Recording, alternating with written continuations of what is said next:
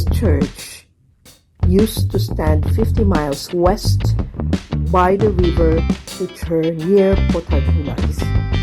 It had served the community there for over 700 years and is still fondly known as the Old Church of the Marsh.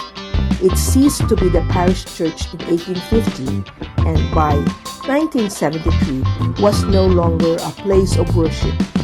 Threatened by vandalism, subsidence, and theft, it was decided to move the church to St. Fagans.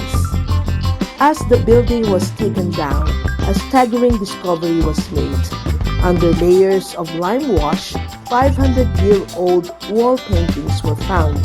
This is why we have rebuilt the church as it may have looked about in 1520, when it would have been Roman Catholic. Most worshippers then could not read and would have used the images to inspire meditation and prayer. The wall paintings inside the church today are copies made using medieval techniques. Take a look also at the brightly painted roof, which is hand-curved using traditional methods, and the sign would have been found in churches all over Europe during the Middle Ages. The church is named after Teilo, a 6th century Welsh saint and contemporary of Saint David. His name appears throughout South Wales and even in Britain.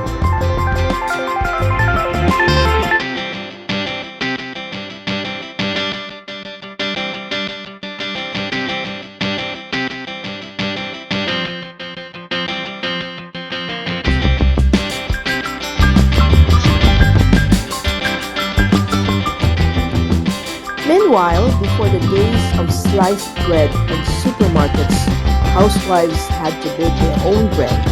To make life easier, communal ovens were built at convenient locations, such as the end of a terrace, to be used by a set number of houses. Each family was usually allocated a specific day to use the oven. In some areas, a person was appointed to run the oven and would be paid a fee such as a penny per loaf. These bakers would often move on to open their own commercial bakeries.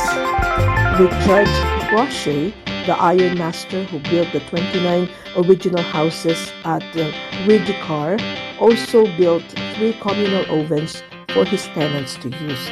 Unfortunately, all 3 were later demolished, but this example from popular place Georgetown survived. The oven has a stone slab door which would have been sealed with either day or cowl during to keep the heat